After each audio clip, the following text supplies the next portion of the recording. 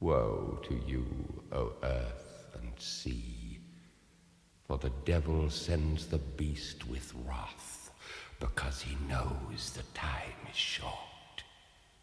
Let him who hath understanding reckon the number of the beast, for it is a human number. Its number is 666.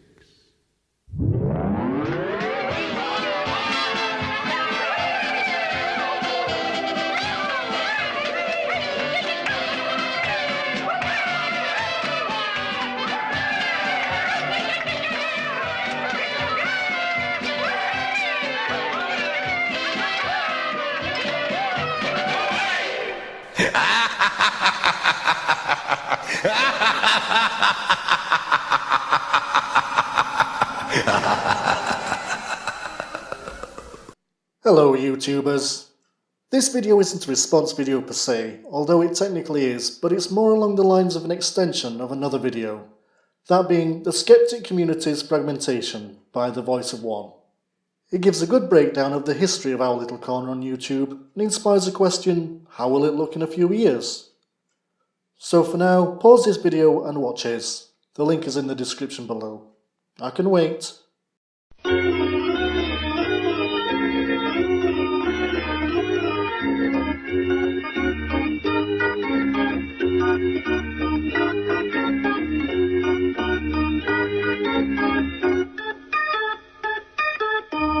Okay, so I presume you've watched it, so you'll now have a better understanding of what I'll address. There's already a few more subgenres that didn't quite fall under the latest categories. First of all, the SJW and Feminist Rex compilation channels, which is basically just that, compilations and shitposts of cringe shit, even though as far as influence in the community goes, it's minimal at best. Although, as far as subscriptions and views are concerned, they're killing it way more than most of the influential and respected in-group members of this community are. And I'll get onto the in-group part very soon. Another subgroup that's appearing now is the character-driven category, but I'm pretty sure it's going to grow over the next few months, the most notable being Magog of Morskar and the Beardbarian.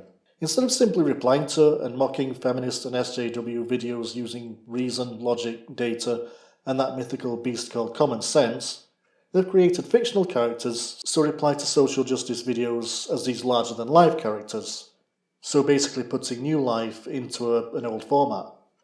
With the new livestream format they're about to launch called SideQuest, it's evolving into a more pure entertainment arena. I'd also put myself into this category, mostly because there's only so many times you can say there's only two genders and debunk the wage gap myths before it gets boring for both the viewer as well as myself. Not that I'm done with this whole thing, but I want to make people laugh and entertain you on my own merit, not just on the back of taking the piss out of people. I'll still do it when it's warranted, but I'm planning on making more story-driven content, although hopefully it will still resonate with people who more or less hold our ideals. Sadly, I doubt I'll be appearing on any SideQuest streams, because they're wanting real-life people in costume playing characters, where I'm just a digital avatar. So those are two distinct categories I know of for now, and like the Voice of One stated, there'll be more fragmentations and splinter groups to come. Now going back to the in-group thing I mentioned earlier, this relates mostly to the people who were at this year's VidCon, but not necessarily limited to these. Although Sargon of Akkad is without doubt the most influential, I'm not sure I'd strictly put him or even Computing Forever in this category, because the in-group seems to be mostly a social group, the individuals who appear on each other's streams regularly. At the core of that would be Jeff Holiday, the Warskis, Wizard of Cause, Some Black Guy, Kraut & Tea, Bearing and Undoomed. Like it or not, together they're a force that can make or break a channel, especially channels within this genre or community. Other notable content creators that kind of circulate and revolve around these content creators would be Liz Reptile, Failure Accomplished, Poisoning the Well to a certain degree, Base Mama, Barbara and Bunter King, who admittedly I'd never even heard of before VidCon. These and many more I'd consider the in-group. Obviously these are the views of an outsider, since I've never had an actual conversation with any of them, so I could be totally wrong on this. However, it's becoming clearer that you have to have the exact same stance on most things, otherwise you can't join their clique. Not that there's anything inherently wrong with that, since like-minded people prefer each other's company, rather than someone they're going to be butting heads with all the time. Another interesting thing that the Voice of One brought up was how many of these channels would continue if Patreon was never around. Since that rhetorical question was asked, it's almost been answered. Lawrence Southern's Patreon was closed down, and as a result of that, a lot of people who had been funding their favourite content creators through Patreon decided to boycott the company, resulting in those creators taking another hit in the pocket. From that, Computing Forever is setting up his own webpage where fans can pay him directly, cutting out the middleman. I have no idea how easy or complicated that is to set up, but if it's doable, I can see a lot more people taking this option.